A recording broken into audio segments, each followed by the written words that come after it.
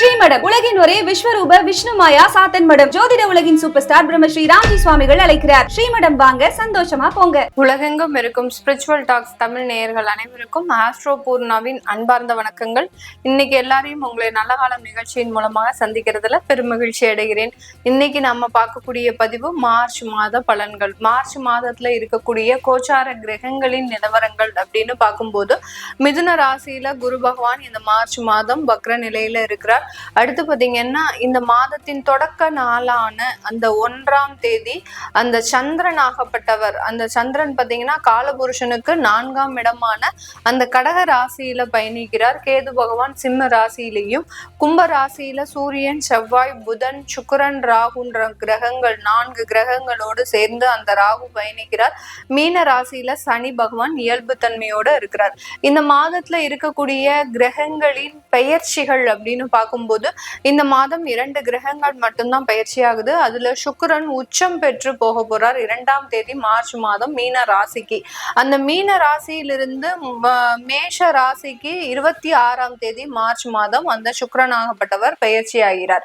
இதுல அடுத்து பயிற்சியாகக்கூடிய அந்த கிரகம் பாத்தீங்கன்னா சூரியனாகப்பட்டவர் 15ஆம் தேதி மார்ச் மாதம் அந்த மீன ராசிக்கு சனியோட சேர்ந்து பயணிக்க போறார். இந்த மாதிரியாக இந்த மாதத்துல, இந்த மார்ச் மாதத்துல இருக்கக்கூடிய கோச்சார கிரகங்களின் நிலவரப்படி ஒவ்வொரு ராசி என்பவர்களுக்கும் உண்டான பலன்களை பற்றி தான் இந்த பதிவுல நம்ம தெளிவா பார்க்க போறோம். இந்த சேனல்ல முதன்முறையா பாக்குறீங்க அப்படின்னா சப்ஸ்கிரைப் பண்ணிக்கோங்க, பெல் பட்டன்ல ஆல் ஆப்ஷன் சூஸ் பண்ணிக்கோங்க.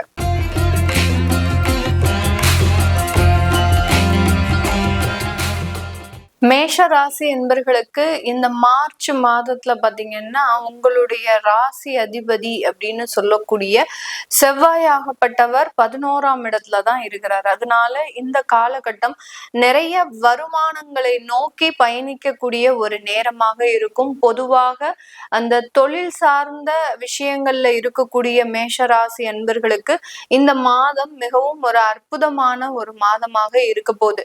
ஏன்னா சந்திரனாகப்பட்டவர் காலபுருஷனுக்கு 4ஆம் இடத்துலதான் இந்த மாதமே ஆரம்பிக்குது. அதனால இந்த நேரத்துல உங்களுக்கு முதலீடுகள் அதிகரிக்கக்கூடிய ஒரு நேரமாக இருக்கும். தொழில் சார்ந்த முதலீடுகள், தொழில் சார்ந்த உற்பத்தி சம்பந்தப்பட்ட சில வளர்ச்சிகள், இது எல்லாமே இந்த மேஷ ராசி என்பர்களுக்கு அதிகப்படியாக நடக்கக்கூடிய ஒரு நேரமாக இருக்க போகுது. அதே சமயத்துல உங்களுடைய 11ஆம் இடத்துல 5 கிரகங்களின் சேர்க்கை அப்படின்றது நிவர்த்தியாகி இந்த மாதத்துல பாத்தீங்கன்னா சுக்கிரனாகப்பட்டவர் உச்ச நிலைக்கு 12ஆம் இடத்திற்கு வர்றார். அதாவது உங்களுடைய தனக்காரகன் உங்களுடைய விரயஸ்தானத்திற்கு உச்சம் பெற்று வருகிறார். அப்படி இருக்கும்போது நிறைய முதலீடு சம்பந்தப்பட்ட சில வளர்ச்சிகளை நோக்கி பயணிக்கக்கூடிய ஒரு நேரமாக இருக்கும். வெளியூர் வெளிநாட்டுல இருக்கிறவங்களுக்கு லாட்டரி போன்ற யோகங்களும் இருக்கக்கூடிய ஒரு நேரமாக இருக்கும். 12ஆம் இடத்துல சுக்கிரன் உச்சம் பெற்று இருக்கும் போது இந்த காலகட்டம் மிக பெரிய அளவுக்கு அந்த திடீர் யோகங்களை சந்திக்கக்கூடிய ஒரு நேரமாக தான் இந்த மேஷ ராசி என்பர்களுக்கு இந்த மார்ச் மாதம் முழுமையாக இருக்கக்கூடிய ஒரு காலகட்டமாக இருக்க போது. இந்த 12ஆம் இடத்துல பாத்தீங்கன்னா உங்களுடைய பூர்வ புண்ணிய ஸ்தானாதிபதி அப்படின்னு சொல்லக்கூடிய அந்த சூரியனும் மாதத்தின் பிற்பகுதியில சஞ்சாரம் செய்ய போறார். சனியோட சேர்ந்து சஞ்சாரம் செய்ய போறாங்க. இந்த 2 கிரகங்களும், அதாவது சூரியன், சுக்கிரன், சனி, இந்த 3 கிரகங்களும் விரயஸ்தானத்துல இந்த மேஷ ராசி என்பர்களுக்கு 12ஆம் இடத்துல அந்த சஞ்சாரம் செய்யும் போது இந்த மார்ச் மாதத்துல நிறைய உங்களுடைய அளவுக்கு மீறின செலவுகளும் அதிகரிக்கக்கூடிய ஒரு நேரம். உங்களுடைய குழந்தைகளினுடைய வளர்ச்சி தொடர்பாக, அவர்களினுடைய முதலீடு தொடர்பாக, அதாவது எதிர்காலத்திற்கு என்னென்னலாம் அவங்களுக்காக செய்து வைக்கணுமோ, அவர்களுக்காக என்னென்ன ஒரு வளர்ச்சிகளை செய்யணுமோ, இது எல்லாத்தையுமே யோசிச்சு தன்னுடைய குடும்பத்தை பாதுகாப்பதற்கு உண்டான சில வளர்ச்சி முறைகளை, நம்ம இல்லாட்டிலும் நம்ம இருக்கிற வரைக்கும் நம்ம குடும்பத்தை நம்ம ரொம்ப சேஃபா பார்த்துப்போம். இந்த மேஷராசி என்பர்கள் எப்போதுமே நினைக்கக்கூடிய ஒரு விஷயம் என்னன்னா, அதை எப்படி அந்த கோழி ஒரு முட்டையை அடை காக்குமோ அப்படியே அரவணைத்து கொண்டு அந்த காக்கக்கூடிய அந்த ஒரு விஷயம் அப்படின்றது இந்த மேஷராசி என்பர்களுக்கு அதிகப்படியாக இருக்கும். தன்னுடைய குடும்பத்தை தன்னுடைய அரவணைப்பின் கீழே வச்சுக்க கூடியவர்கள். ஆனா அதே நேரத்துல இவர்களுக்கு ஒரு பதட்டம் அப்படின்றது கடந்த ஒரு 3 வருடங்களாக இருந்துட்டு இருக்குது. ஏன்னா தன்னுடைய உடல் நலன்ல சின்னதான ஒரு மாற்றங்கள், அந்த உடல் நலன்ல இருக்கக்கூடிய ஒரு பலவீனமான சூழ்நிலை, இது எல்லாமே இந்த மேஷராசி என்பவர்களுக்கு தான் இல்லாட்டிலும் தனக்கு அப்புறம் தன்னுடைய குடும்பத்தார்களுக்கு உண்டான சில சேமிப்புகளை அவர்களுக்கு தேவையான ஒரு நிதி ஆதாரங்களை நம்ம செய்து வச்சிடணும் அப்படின்ற மாதிரியான பயங்கரமான ஒரு மனக்குழப்பத்துல இருக்கிறாங்க. அதுக்கு உண்டான ஒரு மாதமாக தான், அதாவது உங்களுடைய குடும்பத்தார்களுக்கு தேவையான சில முதலீடுகளை அவர்களுக்கு உண்டான சேமிப்புகளாக மாற்றுவதற்குண்டான சில முயற்சிகளை செய்யக்கூடிய ஒரு நேரமாக இருக்க போது.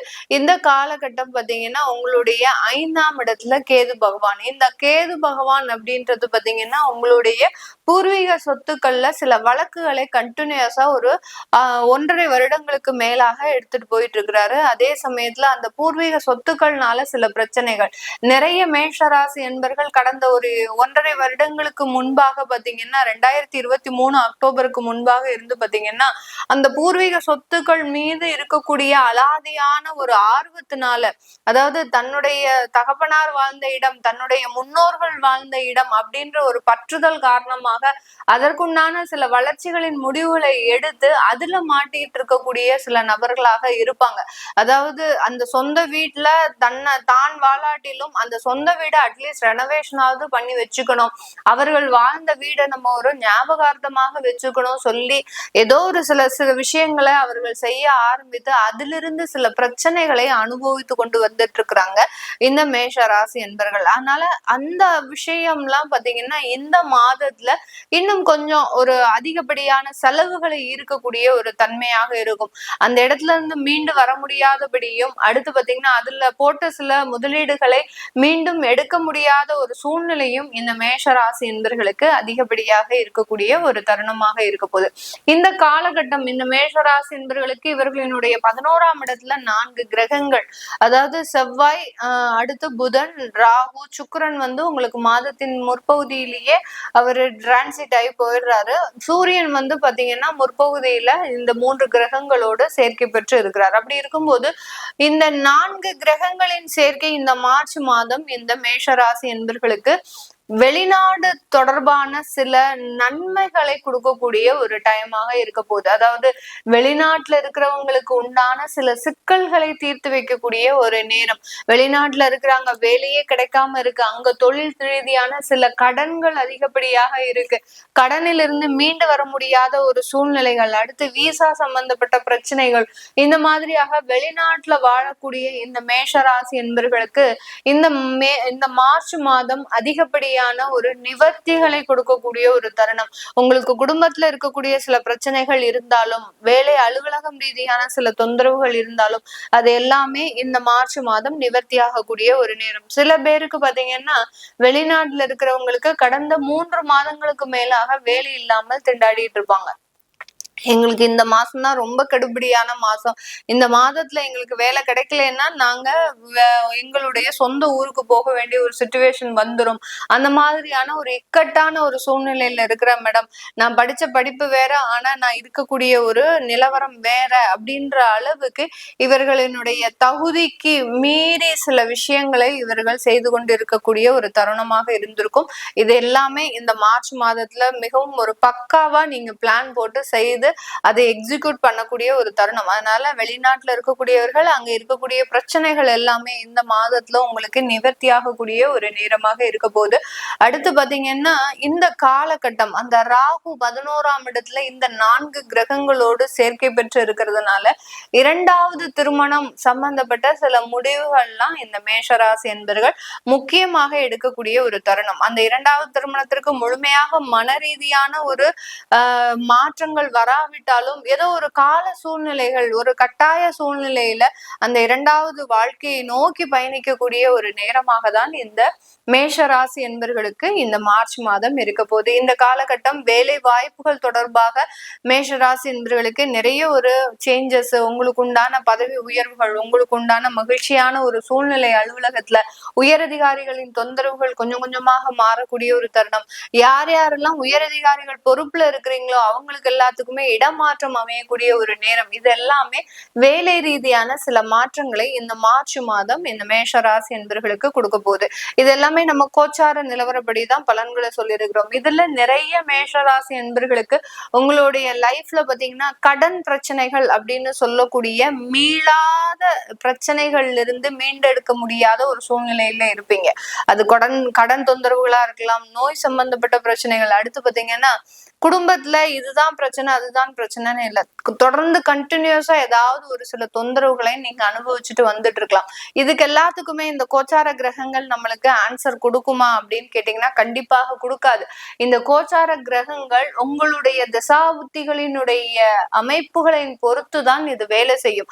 இப்போ உங்களுக்கு இந்த மேஷ ராசி என்பவர்களுக்கு இப்போ குரு தசையோ ராகு தசையோ நடக்குது அப்படின்ற பட்சத்துல இந்த குரு தசையில இந்த கோச்சார குரு எங்க இருக்கிறார்? 3ஆம் இடத்துல இருக்கிறார். ராசிக்கு 3ஆம் இடத்துல இருக்கிறார். அது போக உங்களுடைய லக்னம் என்னவா இருக்குன்னு பார்க்கணும். அந்த லக்னத்திற்கு அந்த குரு பகவான் எந்த இடத்துல இருக்கிறாரு, அதற்கு இந்த கோச்சார குரு எங்க இருக்கிறார். இப்படி ஒவ்வொரு இடத்துலயும் நம்ம அந்த கோச்சார கிரகங்களையும் உங்களுடைய தசாபுத்தியினுடைய கிரகங்களையும் நம்ம மேட்ச் பண்ணி அதற்குண்டான பலன்களை நம்ம விளக்கமா உங்களுக்கு சொல்லிடுவோம். அதை பார்க்கணும் விருப்பப்படுறவங்க கீழே இருக்கிற நம்பருக்கு வாட்ஸ்அப்ல அப்பாயின்மெண்ட் வாங்கிட்டு நீங்க கன்சல்ட் பண்ணிக்கலாம். உங்களுடைய குழந்தைகளுக்கு ஜாதகம் எழுதணும்னு நினைக்கிறவங்க, நியூமராலஜி படி பெயர் வைக்கணும்னு நினைக்கிறவங்க கீழே இருக்கிற நம்பருக்கு நீங்க வாட்ஸ்அப்ல அப்பாயின்மெண்ட் வாங்கிக்கிட்டு நீங்க அது சம்பந்தமான விவரங்களை தெரிஞ்சுக்கலாம். உங்களிடமிருந்து விடைபெறுவது உங்கள் ஆஸ்ட்ரோ பூர்ணா. நன்றி, வணக்கம்.